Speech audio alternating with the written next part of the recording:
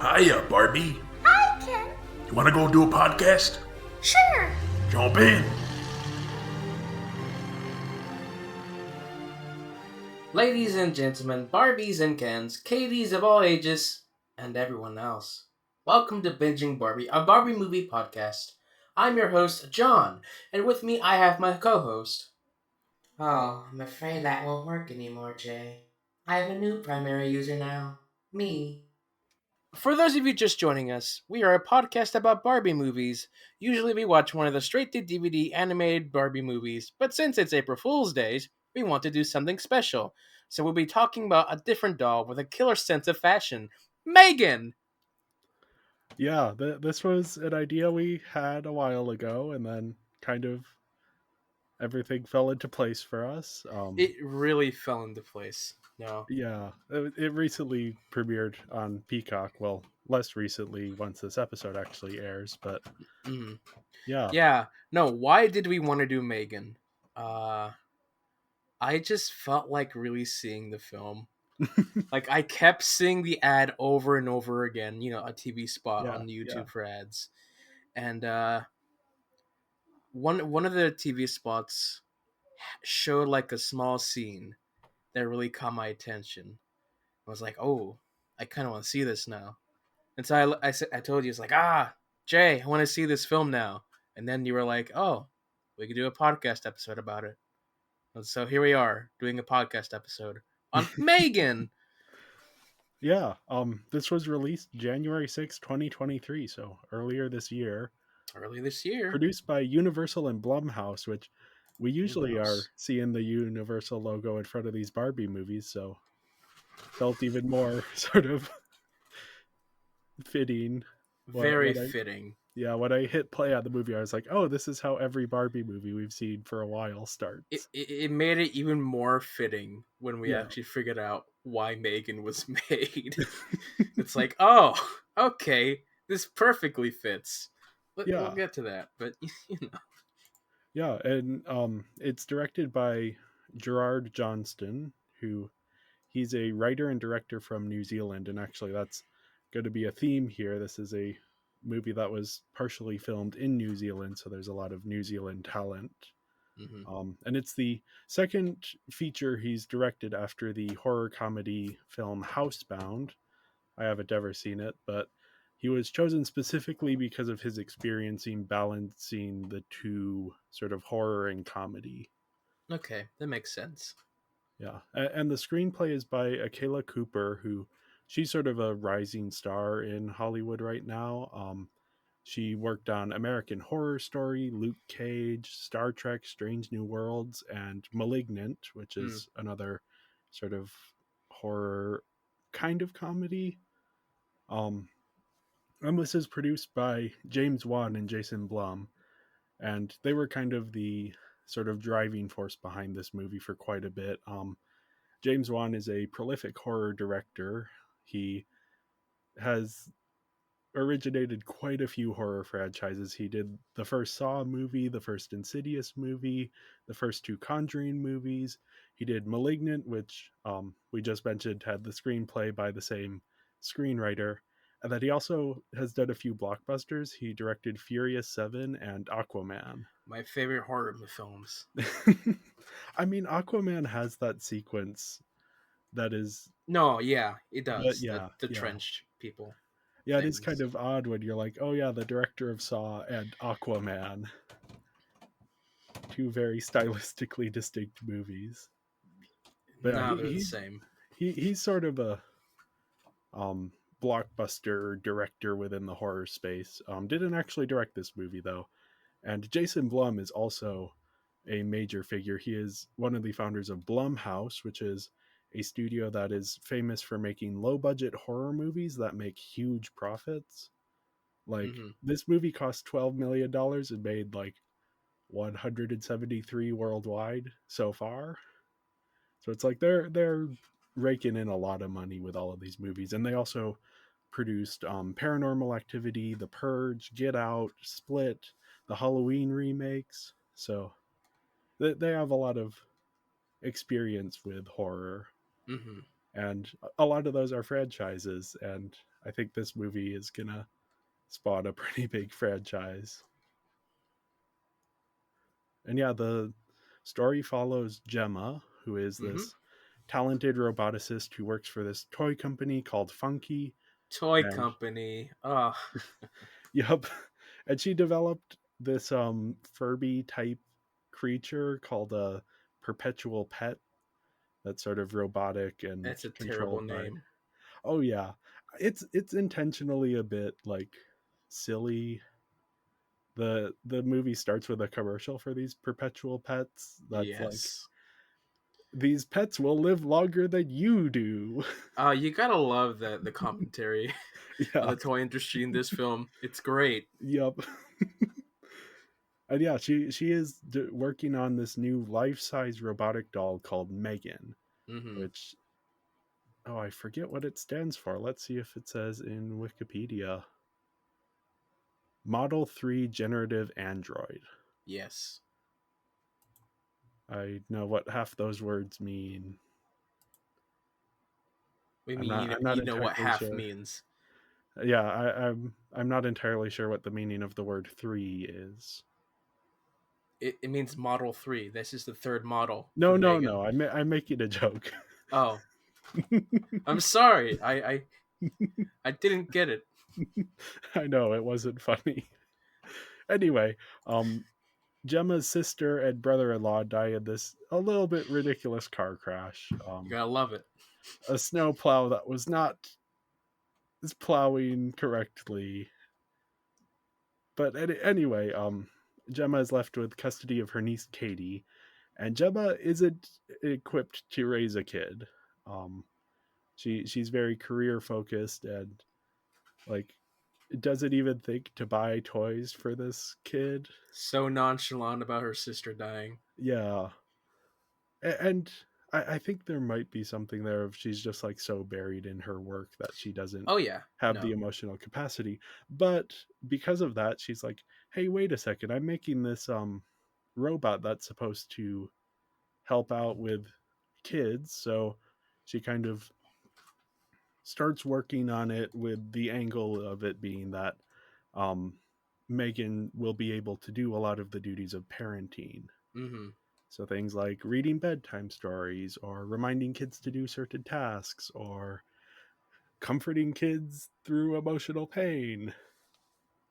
And um, M3GAN is specifically programmed to protect Katie from all harm, both emotional and physical, and that becomes important later on. It does. But after this sort of successful showcase she gives to the higher ups at Funky, they approve this full production of M3GAN, and Yes.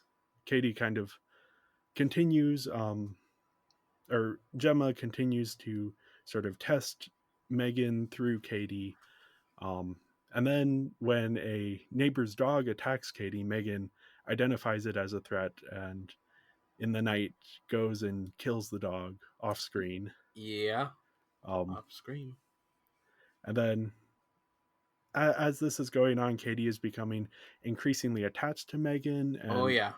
the the child psychologist who's sort of been assigned to their caseworker, kind of starts to worry that maybe Katie's forming an emotional bond with M3GAN that might be dangerous.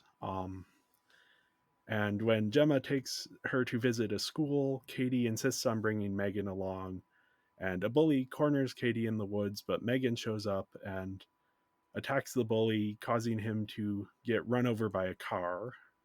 Convenient. Yeah. And then a little while later, M3GAN also kills Gemma's neighbor, who had started sort of walking onto their property. She was looking for her dog that M3GAN had killed and Mm-hmm. was kind of getting a bit too close for comfort for M3GAN. So M3GAN took matters into her own hands. And this is when Gemma starts to get a little bit suspicious A little bit suspicious, yes. and confronts M3GAN. And M3GAN is being intentionally vague, and like the save data for M3GAN has been like corrupted. Mm-hmm. So Gemma can't check anything. Um, and so Gemma does probably the good thing and brings Megan back to the Funky headquarters to do diagnostics, and then drives Katie home. But while that's happening, her coworkers are running these diagnostics, and Megan turns herself on and escapes, killing Gemma's boss and his assistant, and maybe her coworkers. No, No, we saw okay, them they at the do. end. Okay, I couldn't remember, even though I just watched it. Hmm. I was kind of writing notes as I was watching, but I had seen it before. It's a quick shot of them Okay, in an ambulance. okay. Oh, now that you say that, I think I remember it. But anyway, Gemma wakes up and finds that Megan has returned, and the two get in this big fight. And After Katie, a very nice conversation. yep, and then Katie walks in on them fighting. And initially, it seems like she might side with Megan, that she's formed this emotional bond, but instead, she uses one of Gemma's robot prototypes to help destroy Megan. And then the police show up, and Gemma and Katie go to answer questions. And then in the final shot of the movie, Gemma's smart home device spontaneously turns itself on, indicating that Megan Ooh. is still alive. I mean, we know that there's going to be another film. Yes. When the movie came out, when I saw it in theaters, I saw it like opening weekend, and it wasn't announced that they would be making a sequel yet. But it's pretty obvious that Oh, yeah. they're planning a franchise here. Oh, yeah. It might not be as great after the first one, but we'll see. I mean, we'll have to. They left three doors open to have a Yeah. sequel, which is nice. I wonder if we'll get all three. Yeah, and just a bit more background info on this. This story has been in development since 2018 at least. Okay. But the production didn't actually start until summer of 2021. And like I said, some of that was in New Zealand, so there's a lot of New Zealand crew members here. Mm-hmm. Mm-hmm. And Megan herself was created through a combination of animatronics, digital effects, and physical performance by actors, so Yeah. and stunt performers. So we'll be getting into that, but this has been incredibly well received both by critics and audiences. Made a ton of money. It debuted number 2 at the box office, and number 1 was Avatar, the sequel. So it Of was doing course. quite Yeah. well. It actually looked like for a little bit like this might unseat Avatar as number 1, but didn't quite make it there. But Uh, this is yeah. Didn't quite make yeah, it there. but it's not a problem because it made over 10 times what it cost to make. Good. So yeah, this is sort of the Blumhouse model of make movies that are so cheap that they turn a profit in the first weekend, even if they aren't huge. And this one was huge. So Mm-hmm. yeah, the story itself, I mean, it's a pretty standard Yeah. killer doll movie. It's pretty standard, but it still it engages us with the different themes and commentaries Yeah. on different ideas, which really got me interested in this. Yeah, there's sort of like this AI type thing that's because there's a lot of anxiety right now about technology and AI. Mm-hmm. Um, and specifically when this movie came out, when it was in theaters, that was when the whole chat GPT thing was going on. Mm. It was like a lot of stuff about, are writers going to become completely superfluous? Are we going to be able to write essays and do that kind of thing entirely with AI? So it was coming out at like the exact right moment as well for that kind of commentary to land, which obviously Yeah. the movie didn't have any. Though I guess maybe the movie did have an influence over like people taking interest in those stories. Yeah. It also had a commentary on the toy industry and on making it smaller and cheaper. Yep. Uh, I liked some of the jokes here. They're small jokes. How this company is trying to beat Hasbro because Hasbro is a big toy company. There's a quick shot where they were building up for the presentation. But there was a shot where someone was carrying an M to be Oh, probably the logo for M3GAN, and it was using the Barbie font with the pink oh, background and the yeah, white M. yeah. I remember that now that you mention it. Since I saw this in theaters, so there are elements that I forgot or missed because I was taking notes. But yeah, Just tying this to Barbie because this is a Barbie podcast. In case you were yeah, wondering, yeah. yeah. And there is that sort of like the commentary on the toy industry and on parenting as well. Um, yeah, as you mentioned that, Oh like, yeah, the parenting stuff was also really interesting to see. yeah, yeah, sort of. It's interesting because yeah, we have a generation of kids. We grew up with computers and YouTube and social media, but like there are kids right now who are growing up even more inundated with that, Right, and and like parents are just shoving the kids onto social media, where yeah, before we maybe had a TV. yeah, or even like that whole thing on YouTube for a couple years where it was like Oh, auto generated animated content, and like I have a cousin who was like the age that was targeting, and it's like that's a group of people who have not become adults yet, so we don't know what that influence how that influenced how they see the world. yeah, and the film opens up with like the different parenting styles of the parents will be like, ah, you're limited to what, half an hour of screen time. Yep, I thought that was a bit short. that was my limit when I was a kid. I had 2 hours, but only if I did my homework and did Okay, some other stuff. yeah, I Um, had 2 hours on weekends and half hours on school days. yeah, and then we get to see like Gemma's like, oh, I don't care, do what you want Yeah, type of style.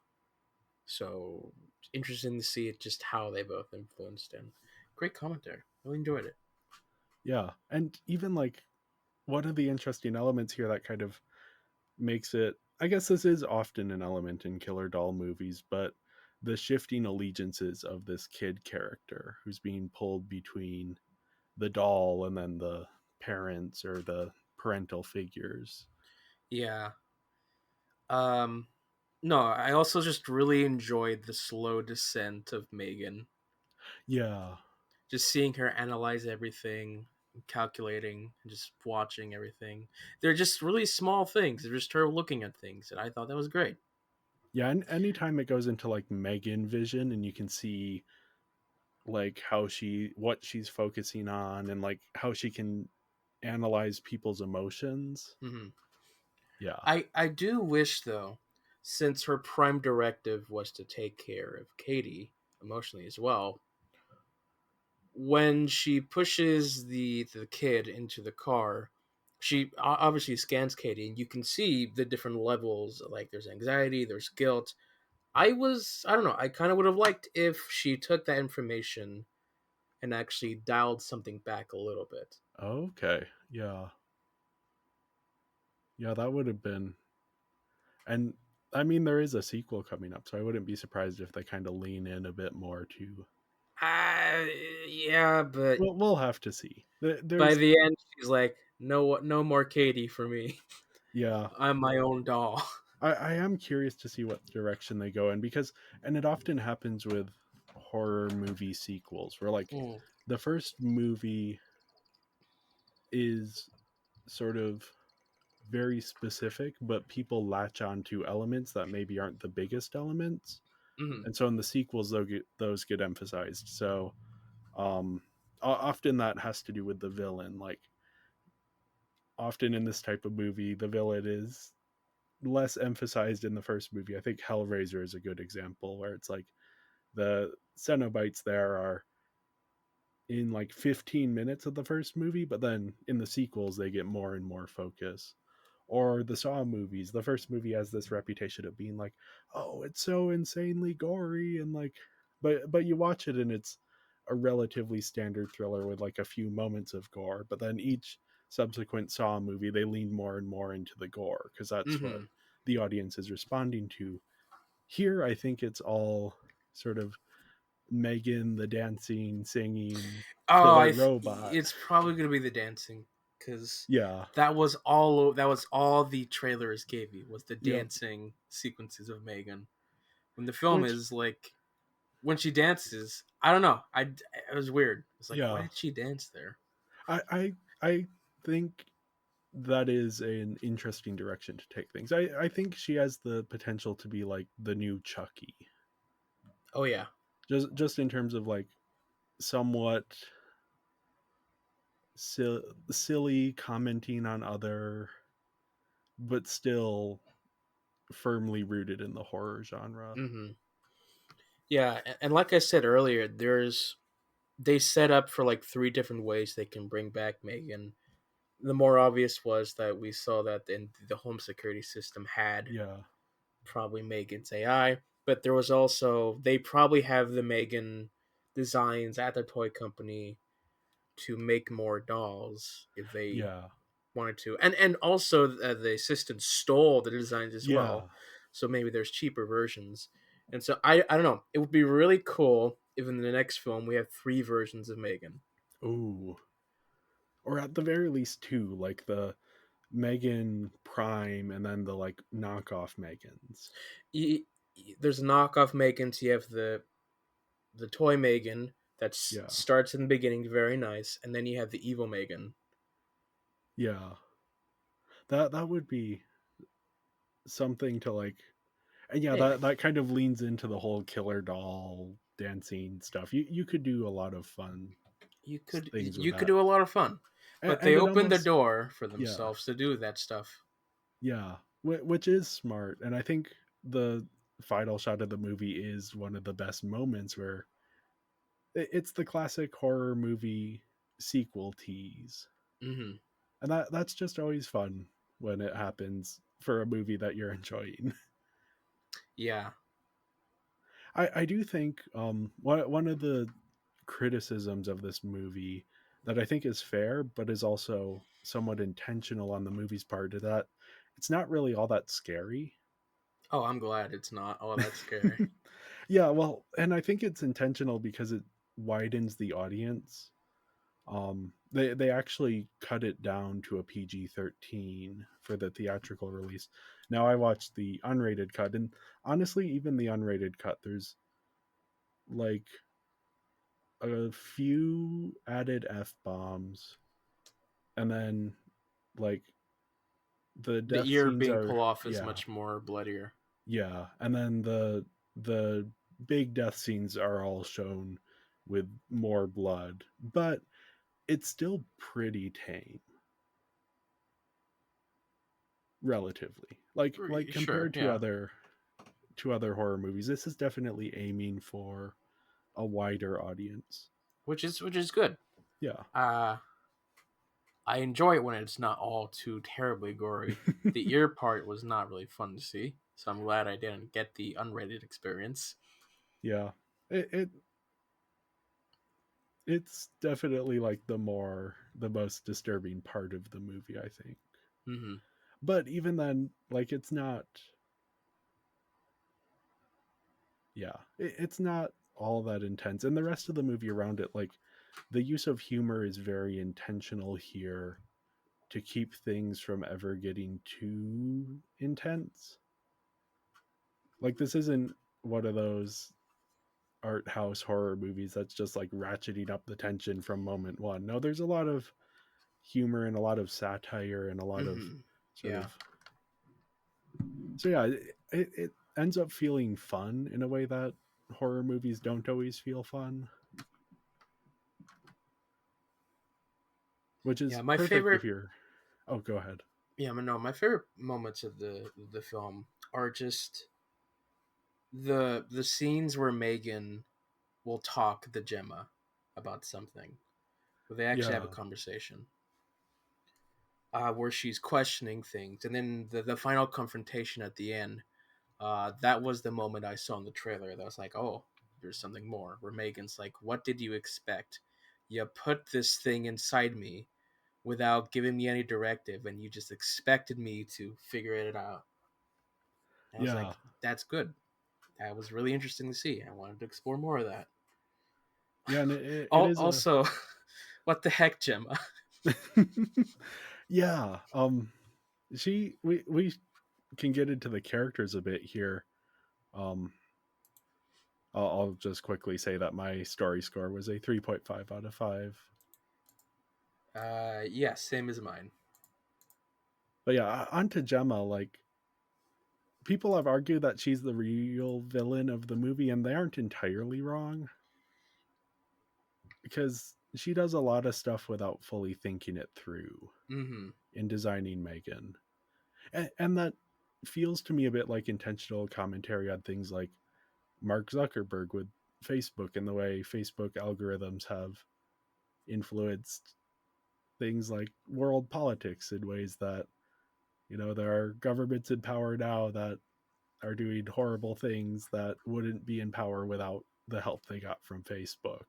Because she disregards personal security, and Yeah, like the toys that she designs have this element of they're listening on kids when legally you can't do that. yeah. Um, Also, she's just like a very ignorant parent. Oh yeah. She Even is ignorant in just like she doesn't even take the time to do something. She rushes it and think it's going to be okay, yeah. She does everything in her power to not be a parent. which involves her rushing M3GAN Yeah. for success. And you almost wonder why she didn't just let Katie's grandparents take custody. I think one of the weaknesses of the movie is we never get a good answer to that question. But I mean, the movie is pretty has a pretty tight runtime, so it's not that much of a Mhm. problem. And just for like a small moment, we could tell that Gemma probably does not have a good relationship with the parents because, Yeah, well, with the grandparents, uh, because she questions why didn't they take custody at first. So we don't know what's going on there. yeah. It might have been nice to, or even just like not have the grandparents be an option. We'll probably explore that in the next Yeah. film, and they're gonna die or for some reason. I don't know. Yeah. But yeah, I do think like it takes Gemma a while to realize how badly she messed up, but she's not really the villain because in the end she still does the right thing. Mm-hmm. She does realize, okay, M3GAN is actually dangerous and does try to shut everything down. And that's sort of her character arc here. I'm not necessarily convinced that she will be a good parent going forward, but at least she's like Yeah, realized her mistakes. yeah, we'll see.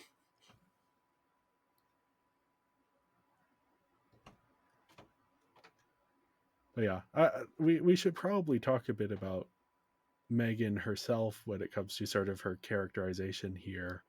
Yes, I think she's maybe one of the most brilliantly designed horror movie villains of the last 20 years. I would agree. Like, first off, just like visually, her look is instantly iconic.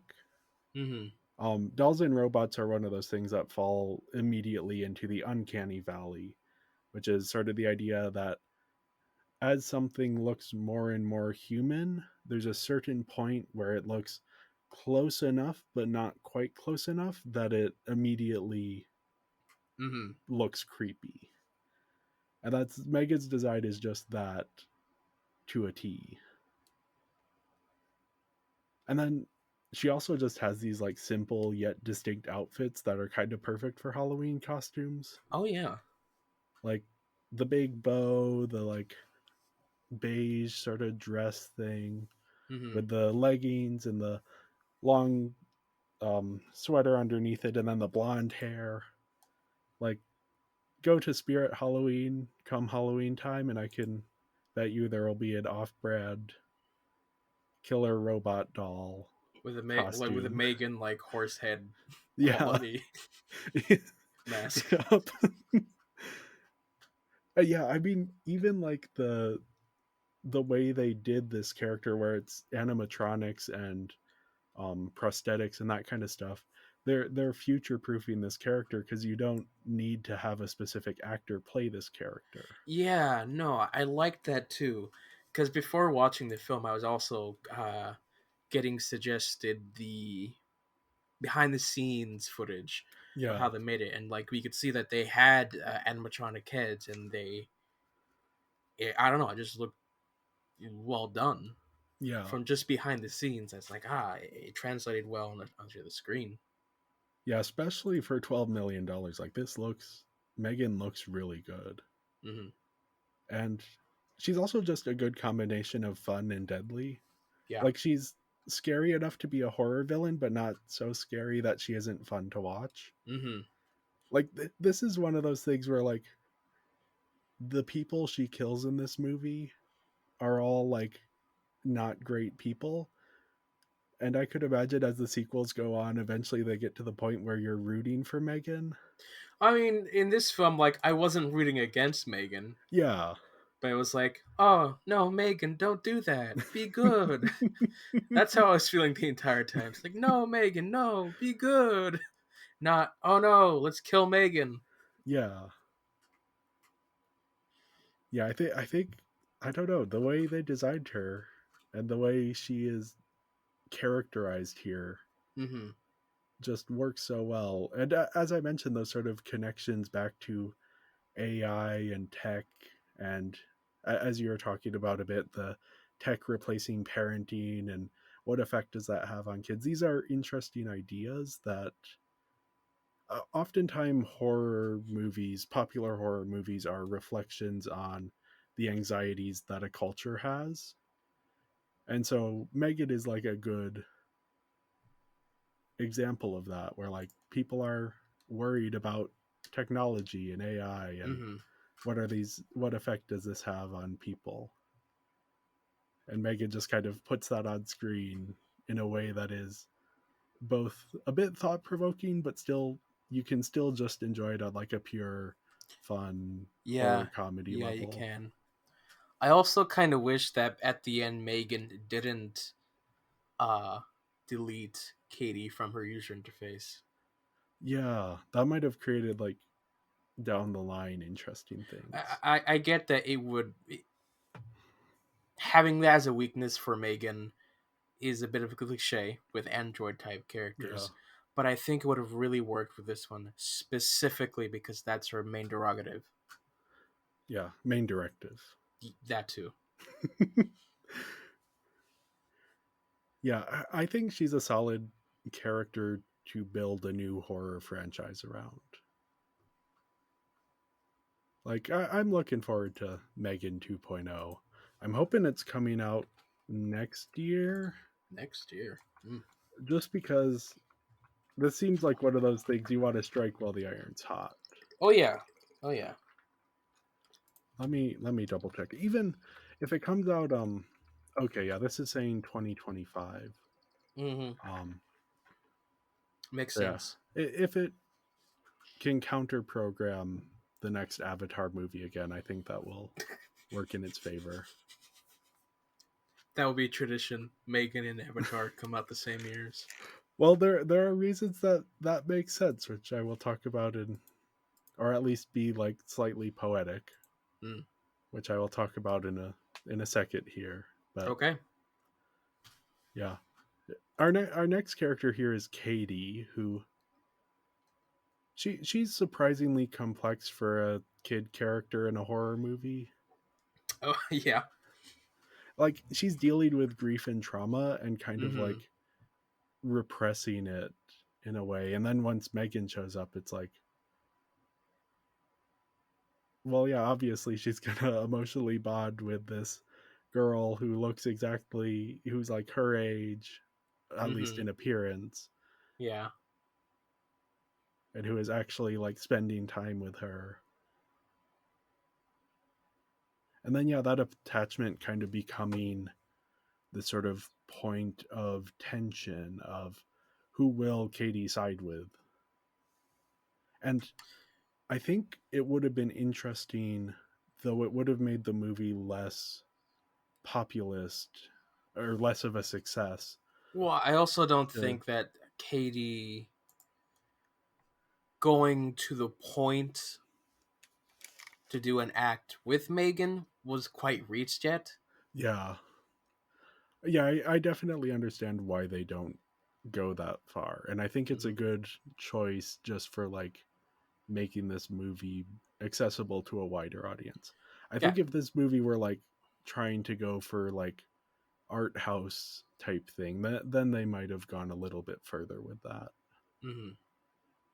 And yeah, now we have the supporting cast who most of them are just kind of they serve a narrative function. Hmm. Yeah. And It, also comedy. yeah, David is the big comedic relief here. Is he the CEO of the company? Uh, He's someone high up in the company.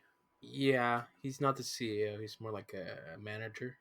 Yeah, he's the one above Gemma in Funky, Hmm. and yeah, he is an important sort of comic relief in terms that he's a lot of the movie's criticism of the tech and toy industries. He's also the greedy side. Yeah, he's thinking of Megan as like money, Hmm. whereas Gemma's kind of thinking of Megan as like, oh, I can get out of parenting duties. Yes. And then we have her coworkers Cole and Tess, who they kind of are somewhat of the conscience here, Yeah. but they don't get a ton. Specifically Tess. Yeah, Um, Another character I don't think you mentioned here. The therapist. yeah, She disappears in the third act, and I kind of wish she was around. yeah, because she does provide that sort of like contrast to Gemma, who's very like Hmm. gung ho about, oh yeah, this technology. I don't know. I was kind of expecting an interaction between her and Megan. Yeah, even like another death. Maybe that's the sequel opportunity. I don't Yeah, know. because this movie is kind of light on kills, though they're spaced out enough that it Light doesn't on quite feel kills. like it. I mean, there are 5 kills, Yeah, including a dog.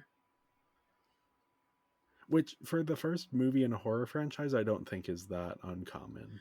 No, it's typical. But yeah, Next time, with all the Megan clones yeah. going and rampaging around.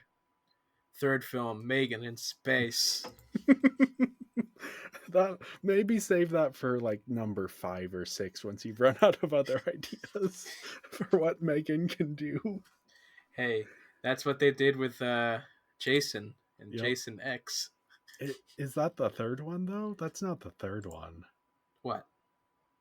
I don't No, know. the 10th Oh, the one 10th. was when they Okay, were it in is. It space. is the 10th. Yeah. Other characters we have Kurt. He's the one who we see leaking info. That's But clearly a setup for a sequel. I hope it's Hasbro. I don't think Hasbro would approve the use of their name and Hey, logo, but hey. I I mean, I think it's the one that was doing makes the perfect sense if it's Hasbro. it does. I think it's going to be the company that was making the knockoff Perpetual Pets. Probably, yes. But no, Hasbro is a villain in themselves. We'll not talk about that. Yeah. Yeah. Last up, we have Celia and Brandon. That's the neighbor and the bully from the school, and I put them together because they both exist just to get killed, Yeah, and they're bad they're enough. also annoying enough that we don't care that they're killed ish. Yeah, which is an important part of why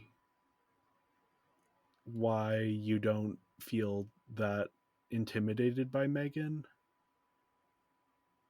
because yeah, she's killing people, but they were being annoying. Hmm. Yeah, I mean Brandon kind of makes more sense Yeah, that yeah, he's going through some things as a kid that he does. yeah. Uh, Maybe should it be around other kids or should have therapy. supervision, and preferably both. Mhm. Oh yeah, And yeah, like also same with David and Kurt. It's like you don't feel too bad for them, maybe Kurt. which Kurt a little, but you Maybe have Kurt. that him like leaking the info. I liked how manipulative Megan is and how she expresses logically what's going to happen to them. Yeah, Like she's smart about the way she kills, not yeah, just random. yeah, and she knows like when to do it and how to do it. Mm-hmm.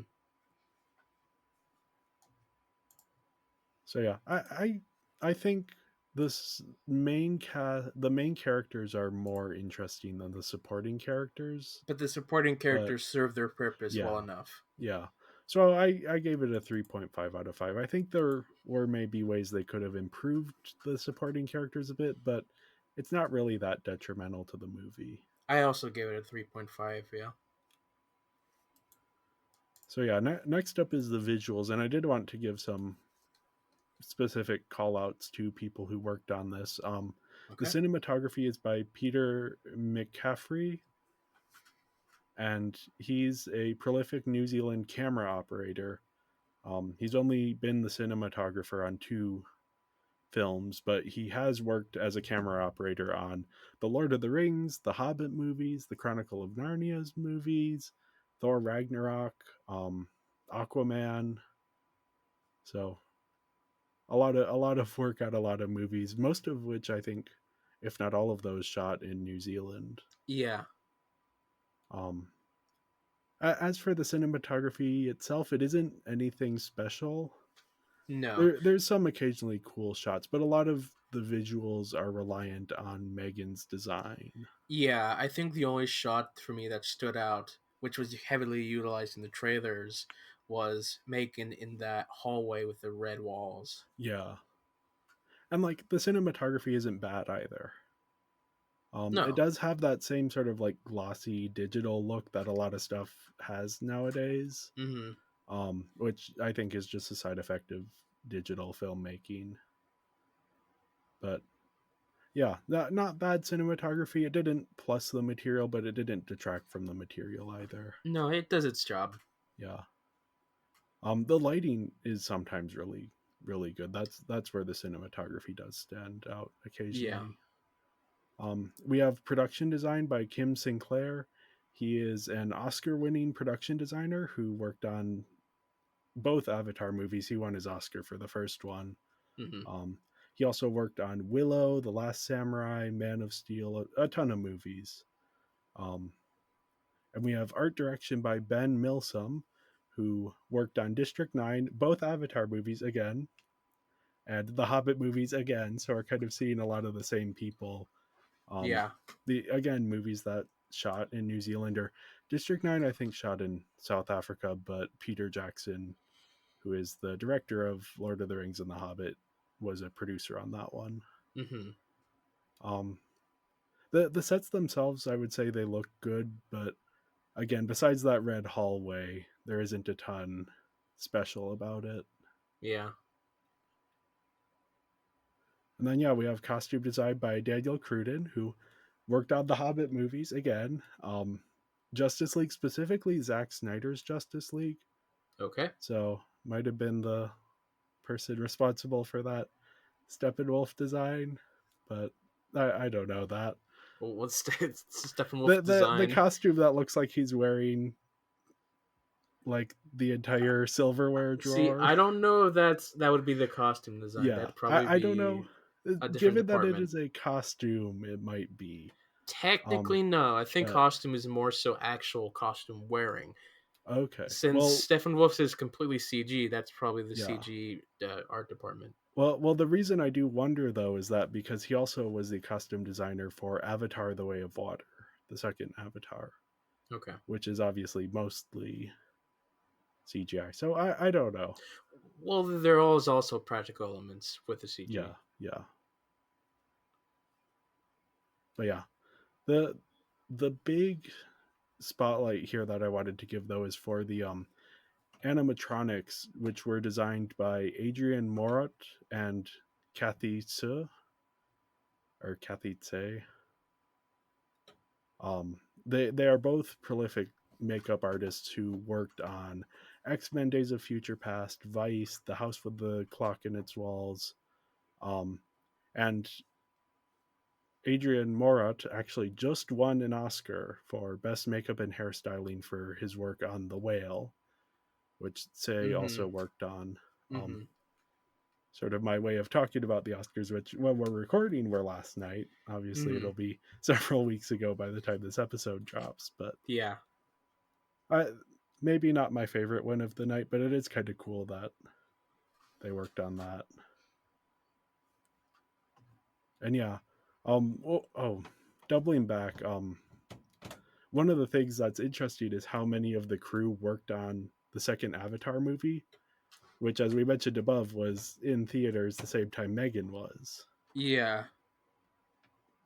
So Well, just kind of Avatar a took a long oh yeah, time, yeah. and some of the actors were like, "Oh, that just came out. I thought that came out years ago." Yep. Yeah, Edie Falco famously thought that it had premiered and had flopped, and that's why she had never heard about it. Uh, But it is interesting to have, and they're very different movies. But that's kind of the interesting thing about sort of looking at the crew of these movies is finding the things where, like, oh yeah, these people worked on two very different movies that were in theaters at the exact same time yeah. and were entirely different scales of production, um, but are still very well made. Mm-hmm.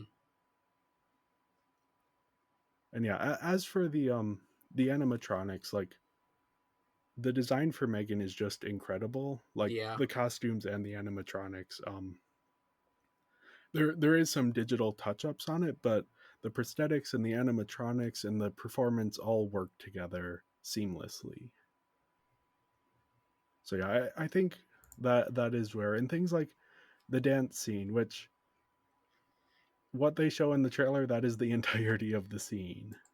That it really But is. they were smart to form the entire marketing campaign around that, both because like TikTok dances, that's big thing right now, and just because that is it's showing off what they were able to do with creating M3GAN and making her look like something that actually exists in the world of the film.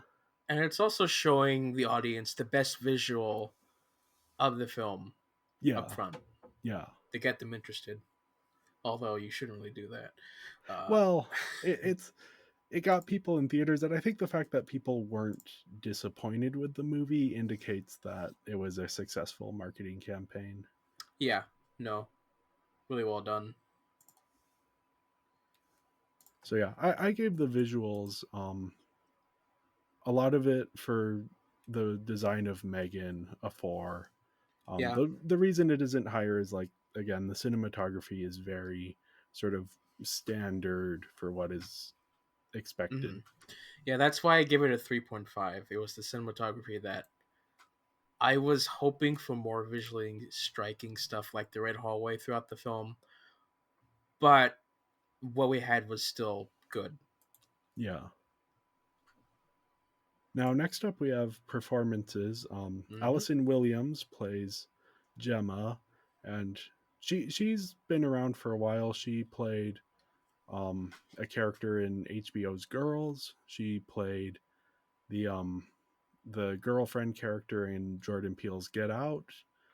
I know I her from a series of unfortunate events. Yep, she plays Kit Snicket in Mm-hmm. Series of Unfortunate Events, the TV show. Yes. Oh yeah, she gives a pretty solid performance here. She Yeah. does what she needs to do to sell the character. I wouldn't say this is Oscar worthy work, but doesn't need to be for this movie. No. Then you have Violet McGraw, which did a really good job. Yeah, she's most known for her work on the Haunting of Hill House TV show. Mm. So Okay. she is familiar to the horror genre. She also had a small role in Doctor Sleep, the Shining sequel. And yeah, she does. Oh, go ahead. Yeah, I think what really sold her for me was just her capturing her obsession with Megan, especially when she was away from the character. Yeah. And even just like the ambiguity of Katie's emotions and allegiances. Hmm. Because for a lot of the movie, she's kind of holding her emotions at a distance. Yeah. And that's something that adult actors can struggle to do, but she does it really well. And yeah, as you mentioned, she sells a lot of those more emotional moments as well. Hmm. Yeah, there's the temper tantrum that she throws in the back of Gemma's car. That is a memorable moment. We also have Ronnie Cheng plays David, and this character wouldn't have worked without someone who is as much fun to watch, Yeah. because the character as written is very annoying. Hmm. So you need someone who's comedic enough to balance that out and to really sell the satire of this character. And I think he's an underrated part of why this movie works. I think all of the stuff with Funky and the toy company, that stuff works because he is giving the performance he's giving. Yeah. And then yeah, for Megan we have a few people to credit. Amy Donald did the physical performance, part of the physical performance, Yeah. and actually worked with a movement coach to learn how to move sort of robotically. And yeah, there are so many great moments that she has of this physical performance. Hmm. And Ashley Fidlow does stunt performance for Megan. Um, we don't really have any way of knowing who is who and when they're using, because I think they did build full body Megan animatronics that were just very limited in what they could do. Yeah.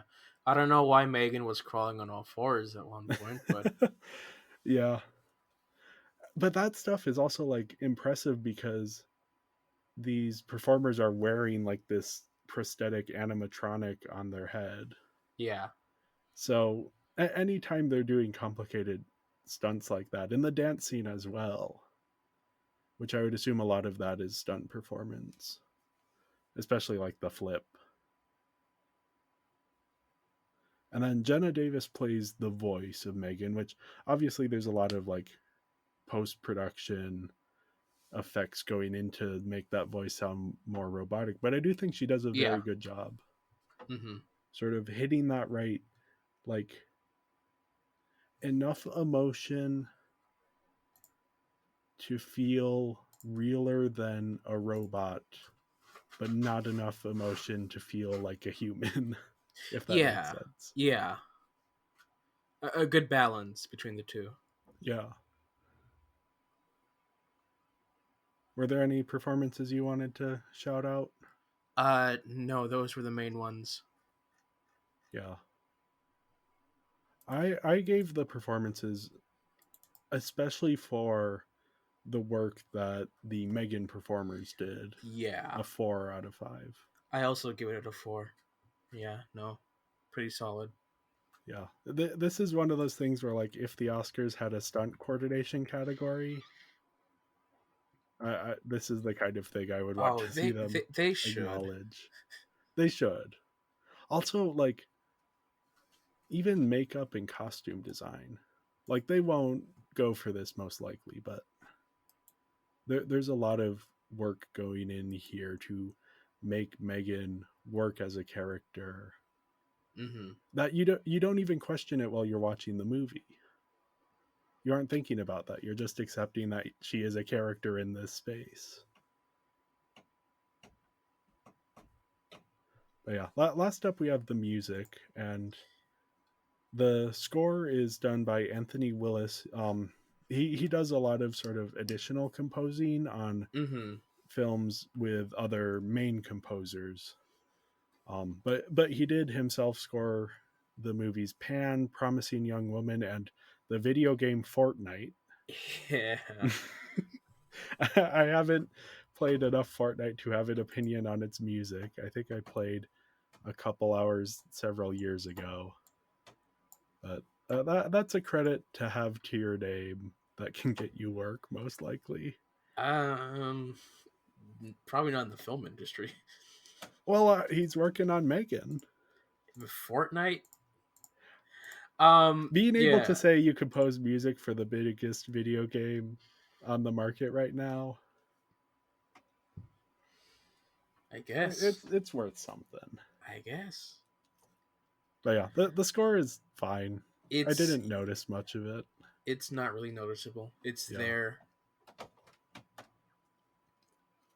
I think the musical moments that stand out to me are the moments where Megan is singing, Yeah.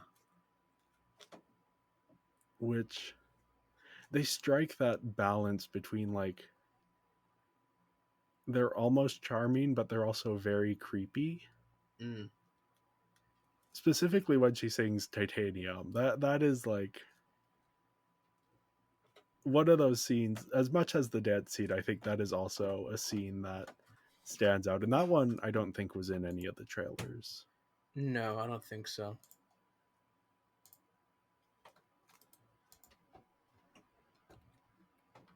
Yeah, there's not really much to say about the score for this Yeah. film. It's there, and there you go.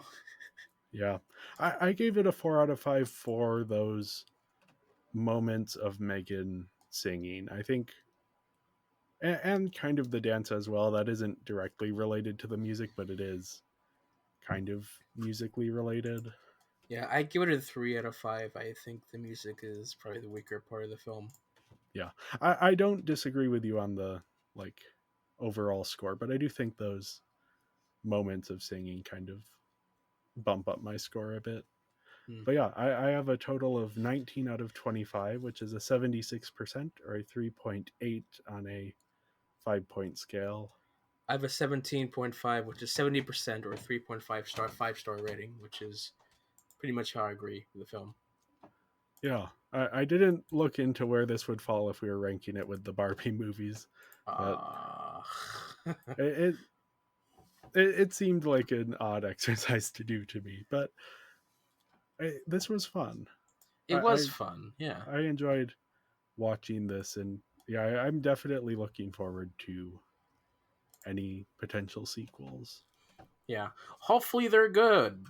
Yeah, Oh, I have to expect just because um actually I should double check who's writing the sequel.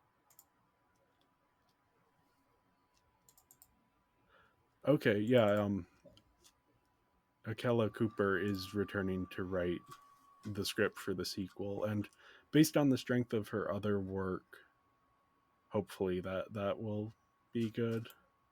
hopefully. Yeah. Anyway, thank you everyone for listening. Make sure to follow us on social media. We're Binging Barbie Podcast on Instagram, at Binging Barbie on Twitter, and Binging Barbie, a Barbie movie podcast on Letterboxd, where you can find an up-to-date list of our Barbie movie rankings. We will be back next week with an episode of an actual Barbie movie, Barbie and Her Sisters in the Great Puppy Adventure. Thank you. Goodbye.